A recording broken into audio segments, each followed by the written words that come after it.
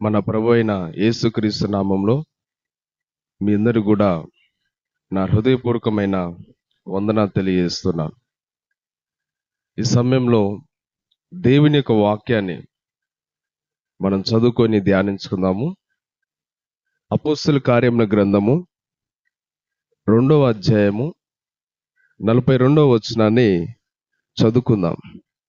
అపోస్తల కార్యముల గ్రంథము 2వ అధ్యాయము 42వ వచనాన్ని చదువుకుందాం. వీరు అపోస్తలుల బోధ యందును సహవాసమందును రొట్టె విడిచుట యందును ప్రార్థన చేయుట యందును ఎడతెగకయుండిరి.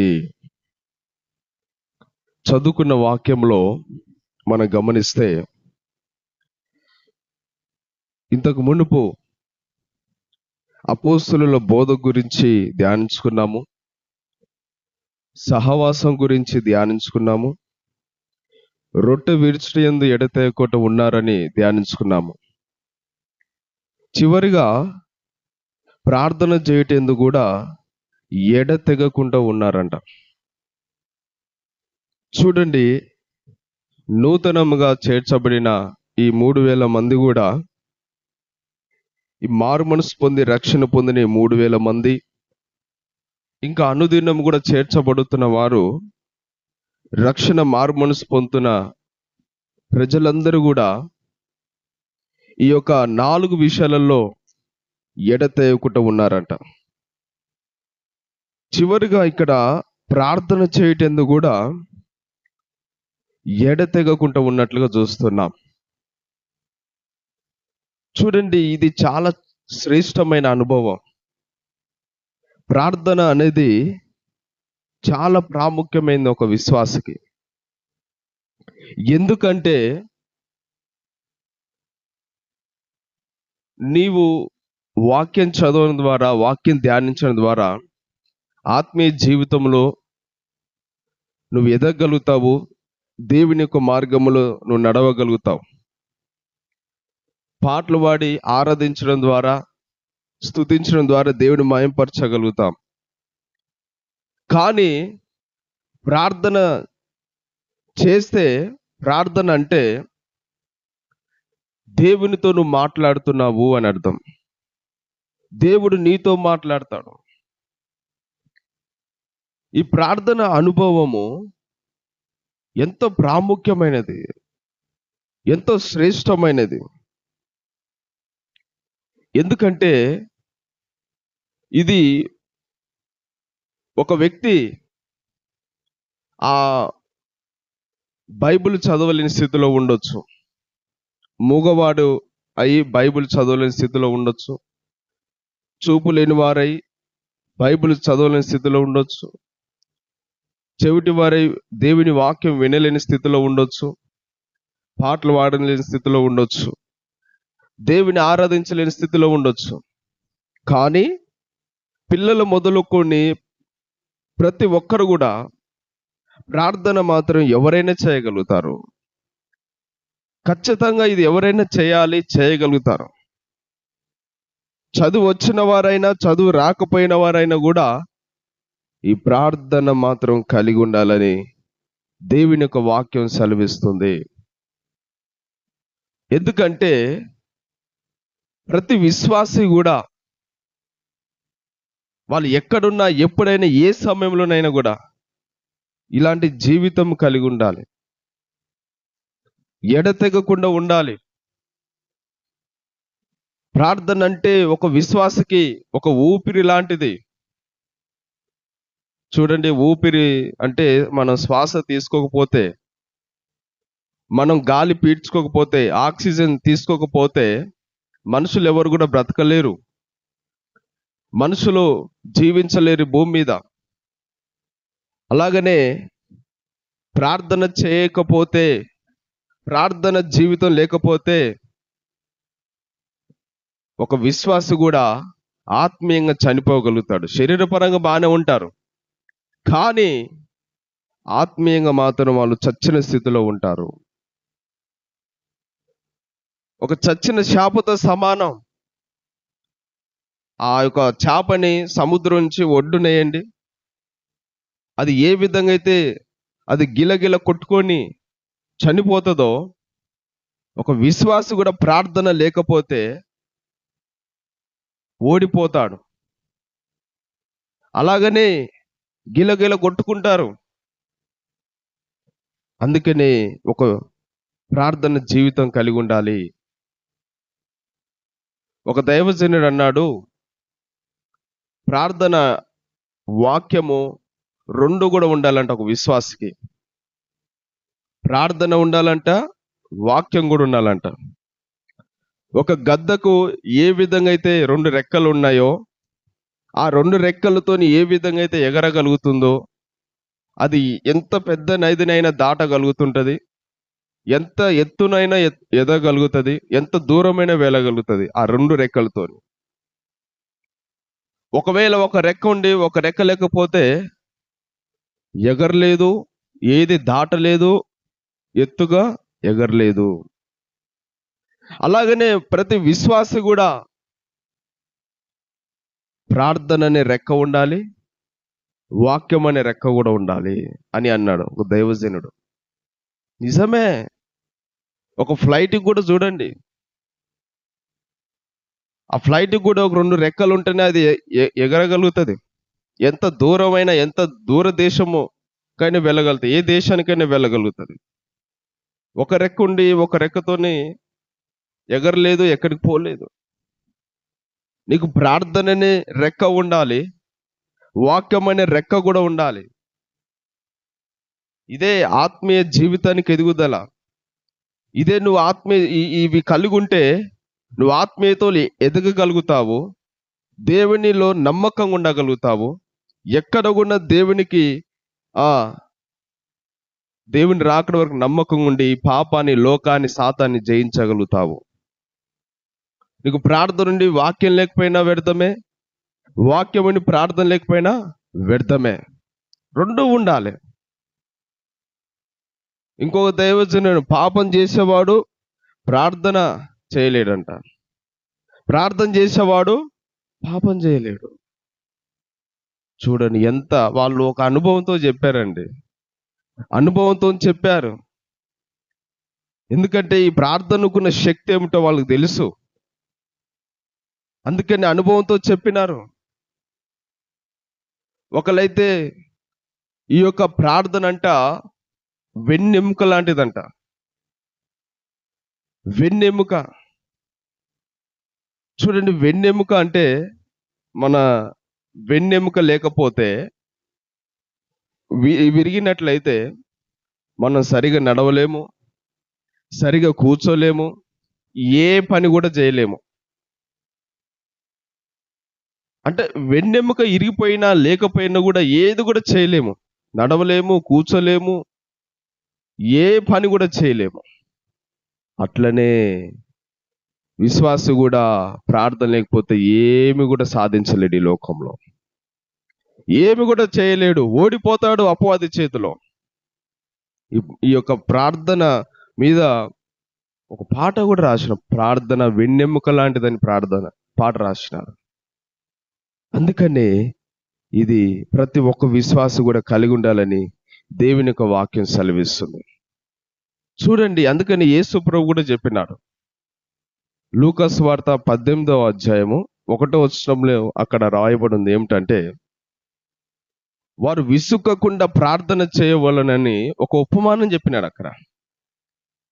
ఎలా చేయాలంట ప్రార్థన? విసుకకుండా చేయాలంట, విసుకకుండా నిత్యము ప్రార్థన చేయాలంట. అంటే అర్థం ఏమిటంటే, విసుకకుండా నిత్యం ప్రార్థన చేయుచున్న వాళ్ళని అంటే, ప్రార్థనలో మనం నిరుత్సాహపడకూడదు. ప్రార్థన ఒక దేనికోసమైనా ప్రార్థన చేశాము. సపోజ్ ఏదైనా ఒకటి, నీకు ఏదైనా ఒక అవసరం ఉండి ప్రార్థన చేస్తున్నావు, ప్రభా నాకు ఇది కావాలా, ఇది దయచేయి అని ప్రార్థన చేస్తున్నావు. లేదంటే ఏదన్నా అవసరత కోసం ప్రార్థన చేస్తున్నావు, అక్కడి కోసం ప్రార్థన చేస్తున్నావు. అనేక విధాలుగా, అనేక పర్యాయాలుగా వేటి కోసం ప్రార్థన చేస్తున్నావు. అవన్నీ కూడా జరగాలని, ఆ కార్యాలన్నీ కూడా జరగాలని, అవి కావాలని, అవి రావాలని, దేవుని జీవితంలో గొప్ప కార్యం జరిగించాలని ప్రార్థన చేస్తున్నావు. అయితే ఈ ప్రార్థన చేసేటప్పుడు నువ్వు నిరుత్సాహపడకూడదు, మధ్యలో ఆపివేయకూడదు. జవాబు రావట్లేదు కదా నేను ఆపకూడదు ప్రార్థన.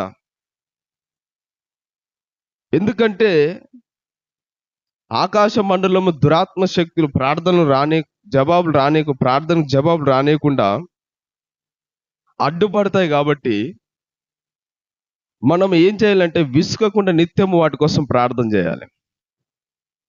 నీ ప్రార్థనలో జ్ఞాపకం చేసుకోవాలి ఎల్లప్పుడూ.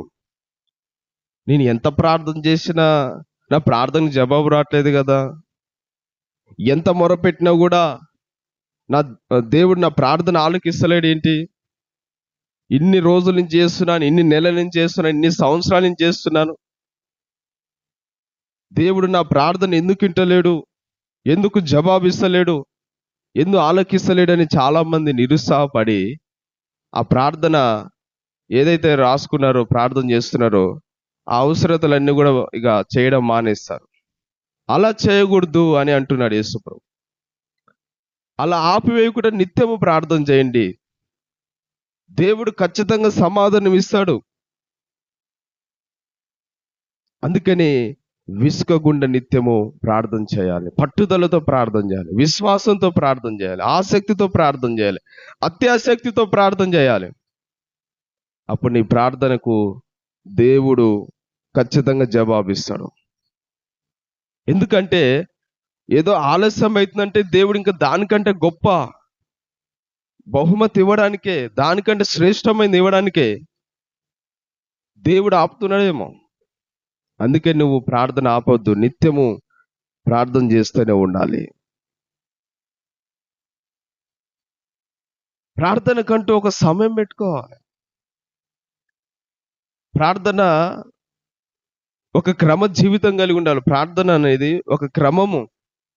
ప్రార్థనకు క్రమము పెట్టుకోవాలి, సమయాన్ని కేటాయించాలి.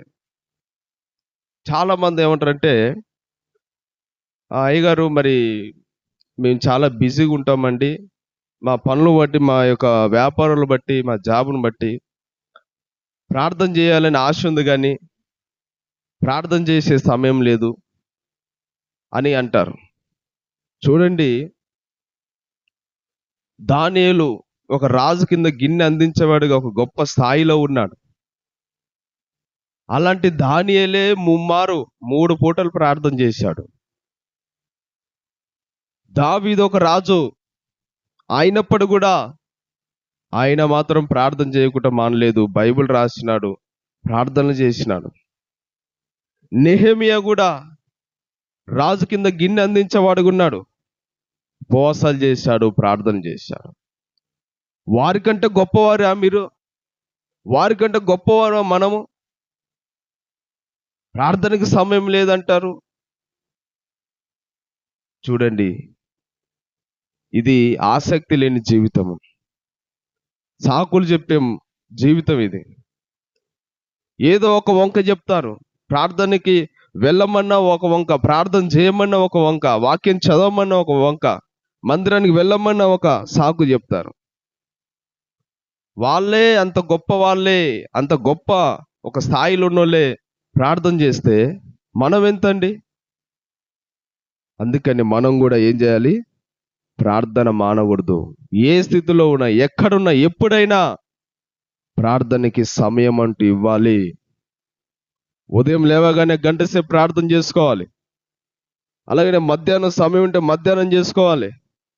సాయంత్రం సమయం ఉంటే సాయంత్రం రాగానే మరలా ఒక గంట సేపు ప్రార్థన చేసుకోవాలి. ఒక విశ్వాసి కనీసం రోజుకు ఒక 3 గంటల సేపు అయినా ప్రార్థన చేసుకోవాలని దేవుని యొక్క వాక్యం సెలవిస్తుంది. అలా చేసుకున్నప్పుడు మాత్రమే నువ్వు ఆత్మీయతలో ఎదగలుగుతావు. పరిశుద్ధాత్మలో ప్రార్థన చేయాలి. యూదా రాసిన పత్రికలు పరిశుద్ధాత్మలో ప్రార్థన చేయండి అని ఉంది. పరిశుద్ధాత్మలో మనసు పూర్తిగా, ఆత్మలో, పట్టుదలతో, ఒక విశ్వాసముతో దేవుడి కార్యం జరిగిస్తాడని ఒక నమ్మకముతో పరిశుద్ధాత్మలో ప్రార్థన చేయాలి. కొంతమంది నిలువెచ్చగా చేస్తారు. ఇది దేవుడు ఇస్తాడో ఇయ్యడో అన్న ఒక నిరుత్సాహంతోని, అవిశ్వాసంతోని ప్రార్థన చేస్తారు. ఇంకొంతమంది ప్రార్థన చేసేటప్పుడు అటు ప్రార్థన చేస్తారు, అటు మళ్ళా కళ్ళు తెరుచుకుంటే ప్రార్థన చేస్తారు, కళ్ళు తెరుస్తారు. ప్రార్థన చేస్తారు, అటు ఇటు మాట్లాడతారు. ప్రార్థన చేసేటప్పుడు అటు ఇటుగా మాట్లాడడం, అటు ఇటుగా తిరగడం, అటు ఇటు చూడడము, లేచి అటు ఇటు నడవడము, ముచ్చట్లు పెట్టడము, సెల్లు ముట్టుకోవడము. ఇది కాదు పరిశుద్ధాత్మలో ప్రార్థన చేయడం అంటే. ఏదేదో తలంపులు రావద్దు ఇక నీ యొక్క మైండ్లోకి, నీ హృదయంలోకి ఏ తలంపులు ఈ లోకపరమైన రావద్దు. మనసు పూర్తిగా దేనికోసమైతే ప్రార్థన చేస్తున్నావో, మనసు పూర్తిగా పట్టుదలతో, విశ్వాసంతో, పరిశుద్ధాత్మలో ప్రార్థన చేసినప్పుడు దేవుడు ఖచ్చితంగా నీ ప్రార్థనకి జవాబిస్తాడు. అందుకని పరిశుద్ధాత్మలో ప్రార్థన చేయమని దేవుని యొక్క వాక్యం సెలవిస్తుంది. చూడండి, ఈ ప్రార్థన చేయడం ద్వారా సాతాన్ని జయించగలుగుతారు. ప్రార్థన జీవితం ఎవరైతే కలిగి ఉంటారో, ఒక క్రమమైన ప్రార్థన జీవితం కలిగి ఉంటారో, ప్రార్థనకు సమయం ఇస్తారో, ప్రార్థన శక్తి కలిగి ఉంటారో, ప్రార్థన జీవితం కలిగి ఉంటారో, వాళ్ళు అపవాదిగాన్ని జయిస్తారు. ఎందుకంటే ఎఫెసీ రాసిన పత్రిక 6వ అధ్యాయం 18వ వచనంలో అక్కడ 6వ అధ్యాయంలో మనం చూస్తే అపోస్తలుడైన పౌలు అక్కడ రాస్తూ ఉంటాడు.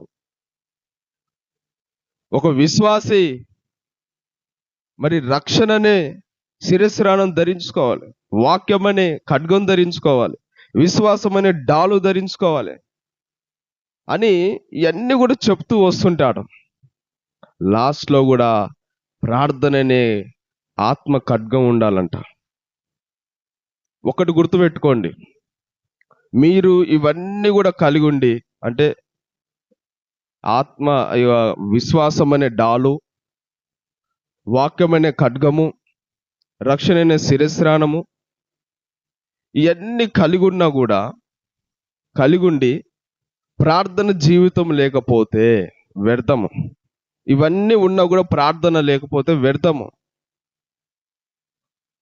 ఎందుకంటే ప్రాముఖ్యమైనది ప్రార్థన. ప్రార్థన ఉండాలి, ఇవన్నీ కూడా ఉండాలి. చాలా మంది బాగా అన్ని ఈ యొక్క మంచిగా పాటలు పాడగలుగుతారు, మంచి పాటలు పాడగలుగుతారు, మంచిగా దేవుని ఆరాధించగలుగుతారు, వాక్యం చదవగలుగుతారు, ధ్యానించగలుగుతారు, స్తుతించగలుగుతారు. చాలా మంచిది అది. అయితే ప్రార్థన మాత్రం చేయలేరు. ప్రార్థనకు మాత్రము సమయం ఇయ్యరు. ప్రార్థన చేసేటప్పుడు ఒక 5-10 నిమిషాల కంటే ఎక్కువ చేయలేరు వాళ్ళు. ఆరాధన చేయమని ఎన్ని గంటలైనా చేస్తారు, ఎన్ని గంటలైనా పాటలు పాడగలుగుతారు, వాక్యం చదవగలుగుతారు, కానీ ప్రార్థన ఒక 5-10 నిమిషాల కంటే ఎక్కువ చేయలేరు. చూడండి, ప్రార్థన కూడా ఒక రెక్క లాంటిదే. ఇవన్నీ ఎంత అయితే ప్రాముఖ్యమైనవో ప్రార్థన కూడా అంతే ప్రాముఖ్యమైనది. అందుకని సాతానుగాడు నువ్వు ప్రార్థన చేసినా కూడా నువ్వు వాక్యాన్ని, వాడు మనకంటే ఎక్కువ వాక్యం తెలిసిన గలవాడంట. ఎందుకంటే ఒకప్పుడు దేవుని దగ్గర ఆరాధికుడు కదండి సాతానుగాడు. అందుకనే వాడు మనకంటే ఎక్కువ దేవుని ఆరాధన అంటే ఏందో తెలుసు, మనకంటే ఎక్కువ ఆరాధించగలుగుతాడు సాతాను. మనకంటే ఎక్కువ పాటలు పాడగలుగుతాడు మంచి స్వరంతో, మనకంటే ఎక్కువ వాక్యం తెలుసు, దేవుని మాటలు తెలుసు, వాక్యాలన్నీ చెప్పగలుగుతారు, రెఫరెన్స్లని చెప్పగలుగుతారు. కానీ ప్రార్థన మాత్రము చేయలేడు. ప్రార్థన చేస్తే వానికి వణుకు పుడుతుంది. ప్రార్థన చేసేటోళ్ళన్నా వానికి అసహ్యమే, ప్రార్థన చేసేటోళ్ళన్నా వానికి వణుకు పుడుతుంది, చేసేటోళ్ళని చేయకుండా చేస్తాడు.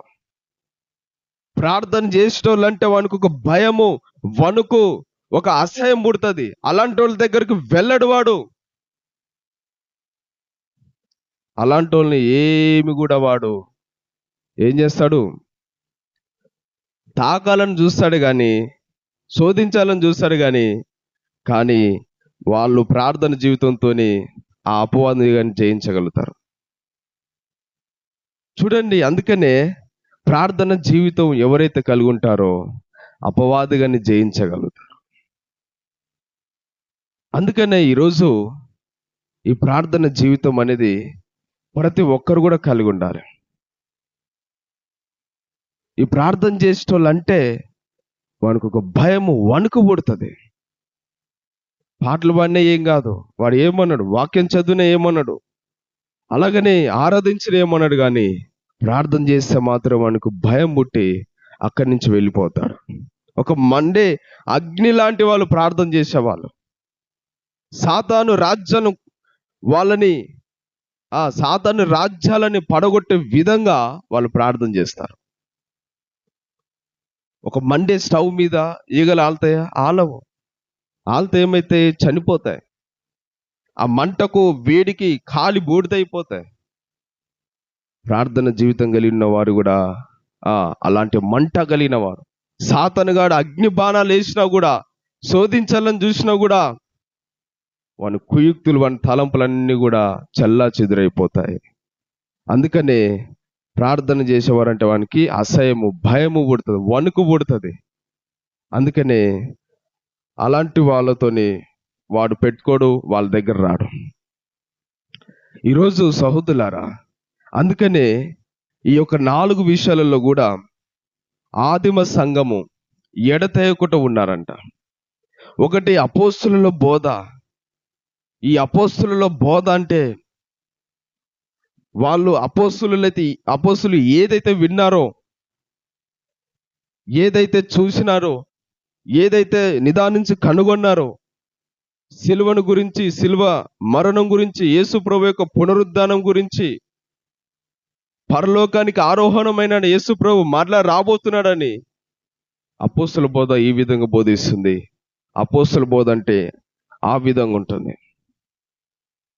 అలాగనే సహవాసం అంటే యేసు ప్రభుతో సహవాసం కలిగి ఉండాలి. రెండోదిగా ఆయన ప్రజలైన విశ్వాసంతో, పరిశుద్ధులతో సహవాసం కలిగి ఉండాలి. మూడోదిగా రొట్టె విడిచినందుకు కూడా ఎడతెగకుండా ఉన్నారు. ప్రభురాత్రి భోజనంలో ఎడతెగకుండా ఉన్నారు. అలాంటి అనుభవం కూడా కలిగి ఉండాలని వాక్యం సెలవిస్తుంది. నాలుగోదిగా ప్రార్థన చేయటందుకు కూడా ఎడతెగకుంటున్నారు. ప్రార్థన ఒక పట్టుదలతోని, విశ్వాసంతోని, ఆసక్తితోని, అత్యాసక్తితోని ప్రార్థన చేయాలి. ప్రార్థన అంటే దేవునితో నువ్వు మాట్లాడడము, దేవుడు నీతో మాట్లాడతాడు. అందుకని ఈరోజు ఈ 4 విషయాల మీద ఆ రోజు 3000 మంది మారుమనసు రక్షణ పొందిన వారు, మిగతా ఇంకా అనేకులు దినదినం చేర్చబడుతున్న విశ్వాసులు కూడా ఈ 4 విషయాల మీద కట్టబడ్డారు. కాబట్టి ఈ 4 విషయాలు వారి వ్యక్తిగత జీవితంలో వాళ్ళు ఒక పునాదిలాగా అనుసరించినారు కాబట్టి, ఆచరించినారు కాబట్టి వాళ్ళు ప్రభు కొరకు నమ్మకంగా జీవించగలిగిన, రోషం కలిగి జీవించగలిగిన, అంతం వరకు నమ్మకంగా ఉన్నారు. దేవుడు వాళ్ళని బహుబలంగా వాడుకున్నాడు. ఈ రోజులలో ప్రతి విశ్వాసి కూడా, ప్రతి సంఘము కూడా ఈ 4 విషయాలు కలిగి ఉంటే మనం కూడా ఉజ్జీవంతో నిండగలుగుతాము. దేవుడు మనల్ని కూడా వాడుకుంటాడు. దేవుడు మనల్ని దీవిస్తాడు, ఆశీర్వదిస్తాడు. ఏది ఏమైనా, ఎన్ని శ్రమలు వచ్చినా, ఎన్ని బాధలు వచ్చినా దేవునిలో నమ్మకంగా ఉండగలుగుతాము, పరిశుద్ధతలో ఎదగలుగుతాము, ఆత్మీయతలో ఎదగలుగుతాము. దేవుని రాకడ వరకు మనం నమ్మకంగా ఉండగలుగుతాము. దేవుడు ఆయన రాజ్యములో మనల్ని చేర్చుకుంటాడు. కాబట్టి ఈ 4 విషయాలలో ప్రతి ఒక్కరూ, ప్రతి విశ్వాసి, సార్వత్రిక సంఘం ఈ 4 విషయాలలో నమ్మకం. ఎందుకంటే ఒక టేబుల్ చూడండి, ఒక టేబుల్, ఆ టేబుల్కు 4 పక్కలు 4 కాళ్ళు ఉంటాయి సపోర్ట్గా. ఆ 4 సపోర్ట్గా ఆ కాళ్ళు ఉన్నప్పుడు మాత్రమే ఆ టేబుల్ సరిగా నిలబడగలుగుతుంది. అలాగనే నూతనంగా రక్షించబడిన విశ్వాసులైనా కూడా ఈ 4 విషయాలలో ఎడతెగకుండా ఉన్నప్పుడు వాళ్ళు కూడా ప్రభువులో స్థిరంగా, నమ్మకంగా, పరిశుద్ధంగా, ఆత్మీయంగా ఎదగలుగుతారు. దేవుని అక్కడ వరకు నమ్మకంగా ఉండి దేవుని రాజ్యం చేర్చబడతారు. కాబట్టి అట్టి విధంగా ఉందాము. దేవుడి మాటలు దీవించి ఆశీర్వదించును గాక. ఆమేన్.